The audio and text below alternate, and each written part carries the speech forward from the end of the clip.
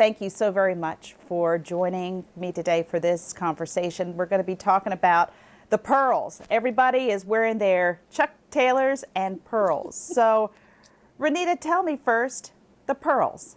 Why are they important to you? They're so important to me because they represent my amazing 20 founders, and it's pretty girls wear 20 pearls. And so they just represent what my founders mean to me in terms of their desire to build a more equitable society at a moment when Blacks we're still disenfranchised in so many ways, but we're incredibly disenfranchised. And it's their commitment to make sure that we had a voice and a space in this country. Dana, how about you, hon?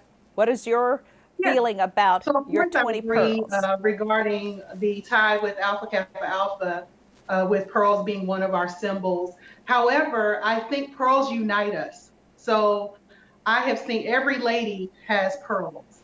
And so if we can unite everyone under that vantage point, that's great. So we already wear them, but we certainly invite everyone else to join us in wearing them and being cultured and ladylike as we are, and like our vice president.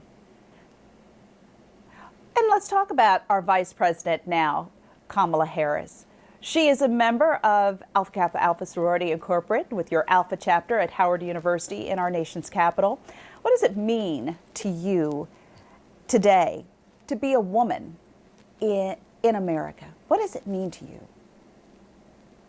So it means everything. It's kind of hard to describe. So not only do she and I have the connection of Alpha Kappa Alpha, we have the Alpha chapter connection. We also have Howard Bison connection. So I can't even really put into words what it means. A friend of mine texted me earlier and she said, "I know you're proud." And I was like, pride is an understatement of what I feel now. And it's just difficult. I want to run around. I want to jump around. I want to dance. I want to do all these things. But I understand it's not so happy for everyone today. But hopefully what they are going to do, the tone that they've already set is going to change the world for the better. But Renita, while everyone may not be happy because their candidate didn't win, Renita, tell me, as an American, what does this day mean for you, and maybe your suggestion for what it means for others? I think if we listened to President Biden's address, saying that just gives me goosebumps. But I think if we listen to his inaugural address, he talked about the fact that even if you didn't vote for him, he and Madam Vice President Harris are going to be for the people, for everyone. And I think the fact that they are so committed to unity and to unifying this really broken nation. And I think today represents possibility. It represents hope. It represents the forward direction we can move in. We can make progress. And I think seeing Madam Vice President and even saying that says a lot about where we can go. We can only go up from here. She has broken the glass ceiling. As a Black woman, as an HBCU graduate like myself, like Dana, she has shown the world, so many little girls, so many brown and Black little girls, that the possibilities are limitless. And with our first National Poet Laureate, I'm sure, Renetta, that really struck home with you, didn't it? It really did. Actually, I was listening before we logged on, and I was praying that she would finish before we logged on, and listening to her just gave me goosebumps, just gave me chills. Like, her voice just resonates and reverberates. And I see her standing on the shoulders of so many greats: Nikki Giovanni, Sonia Sanchez, Maya Angelou.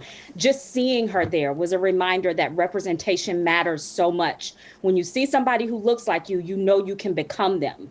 I became a PhD because I saw Black women PhDs.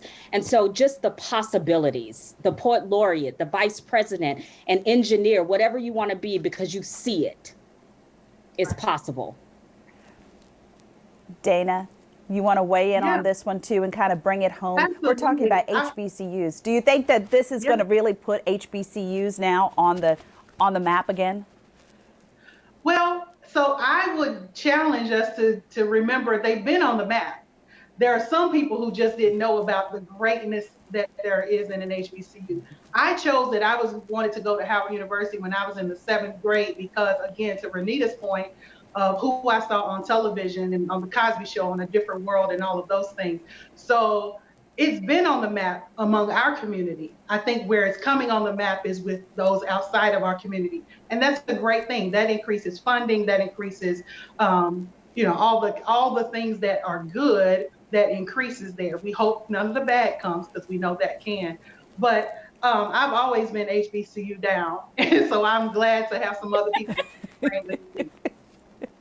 Same. Well, Yeah. my mother is an AKA, so she's doing her pearls and her skewy and everything because she is, of course, a Howard grad as well. So this is an exciting day for everyone, especially your sorority, but more importantly, for our nation as a source of healing and a starting point of moving into a different and better, hopeful direction. Ladies, thanks so very much for sharing this with me. Absolutely. Thanks for having us.